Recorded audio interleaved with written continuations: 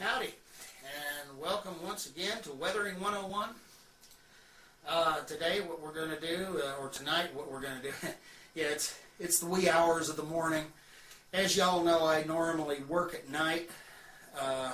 That's when I earn my living, is at night. No, I'm not a drug runner or anything. I actually work in a retail establishment. I do night merchandising or stocking. So it's not uncommon for me to be up, even on my days off, at this ungodly hour of the night. What we're going to do today, and I need to find one of my little, there it is, my little fluffy brushes. I need to get the dust off of this car. We're going to work on a Denver to Rio Grande Western 40-foot boxcar. And this time, I realized the fiasco that took place the last time with the flat car series, and because of that, I feel I owe you a little something better. Because in that one, if you remember correctly, I was having trouble with lighting and everything else. I still haven't got any real lighting to work with, but I figure I can do a little bit better than I did utilizing this here boxcar. And what we're going to do is we're going to do a little bit of dry brushing to get some rust spots and some dirt and grime onto the car on both sides. And then we're going to take and we're going to do a series of washes. Very, very simple. And then we'll come back, we'll culminate all of that with what we call a black wash, which pulls all of the weathering that might appear to be disjointed and unjoined. It brings it all in, melds it together. That's what that black wash does. And then we go over that with a shot of dull coat. Very simple operation, really. So shall we get started? Alrighty, let me get this in a little bit closer.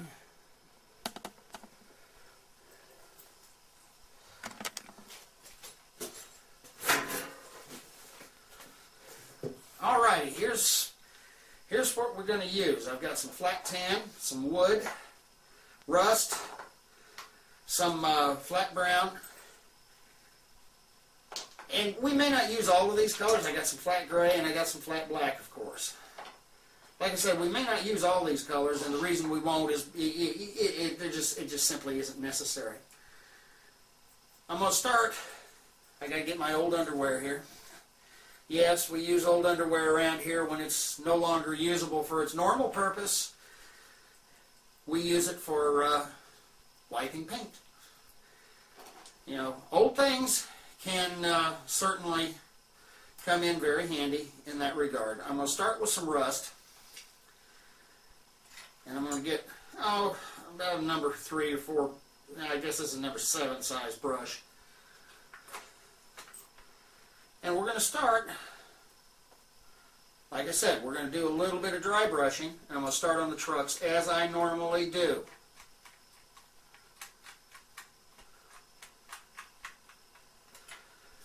Alright, and now with paint, you don't really have to sit there, and since we're dry brushing, you don't necessarily want full coverage, but you want enough. Now, a little bit of rust up and down the sides of the car.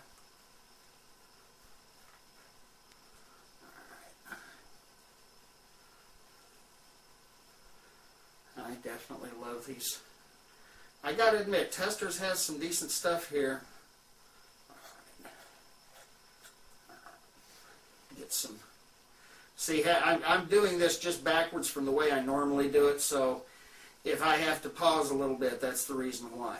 But you dry brush, and you're not really trying to make, unless you're trying to make real heavy rust spots, what you're doing here is just a little bit of dry brushing. All you want to do is put a little surface rust here and there. Get the car looking like it's been down the road a few times. Coming up onto the roof, remember most of these 40-foot boxcars had what was called a galvanized roof. Well, galvanized doesn't mean it's not going to rust. but we're going to do several things to the roof. All right? You take and you, and I realize you may not be able to see the rust on that red car body, but it is there. I can see it because I know what I'm looking for. You may not be able to see it in the picture. And it's not lighting that's causing that this time. But you want to get a little bit up there on the roof. Next, you want to come in, you want to use your steel. And this is where you really don't want to put a whole lot of paint down when it comes to the steel. Yeah, you noticed I didn't really take and clean off the brush, did you?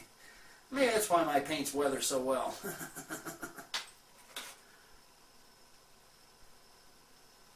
You just want to take and you want to dry brush, and you start getting, you just start getting it in there.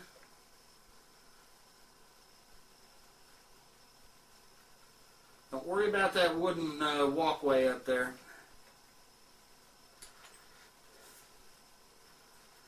Okay, I'd like to put a little mud on it, so I'm going to use some flat brown. Yeah, that's what this is flat brown. And put a little mud along the bottom of the car. Like I said, we're going to, I'm doing this backwards from the way I would normally be doing it for myself. So, like I said, you may have to bear with me a little bit here.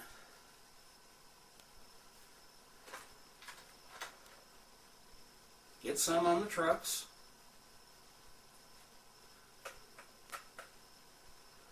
And come back in and start doing the... Remember to get, especially if you've got cast-on ladders, you want to get in, get into those ladders as best you can.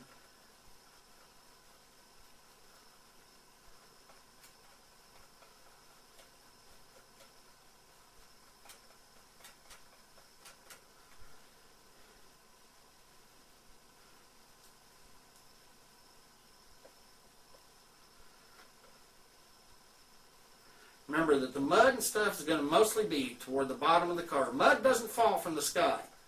Mud and muck like that just don't fall from the sky. It's not likely to happen that way. Now, in order to give the appearance that you've got two cars, maybe you want to turn the car around and instead of putting a lot of rust on it, you start out with rusting the trucks, of course, because those are unpainted. They would end up rusty.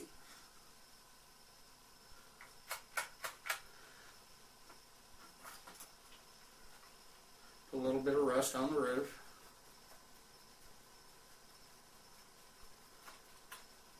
Come back in and do the same thing with the steel. Remember, just get it to where you've got barely any showing.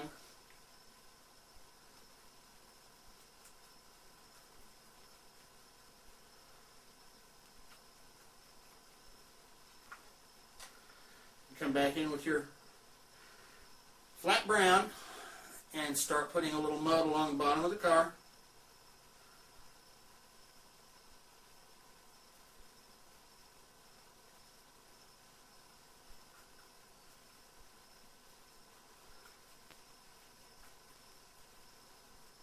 Alright, it's time to come in with a little bit of black.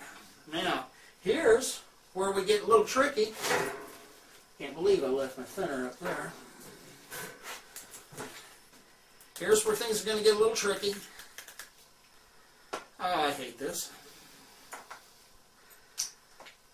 Ever since they put these child-proof caps on your thinner bottles, since it looks and smells so much like water, kids will drink it, of course. Idiots. Maybe our idiot government will just take it all away from us and we'll just have to have everything done in China. Alright, now I'm going to do some black streaks down the side of the car. You see how that works?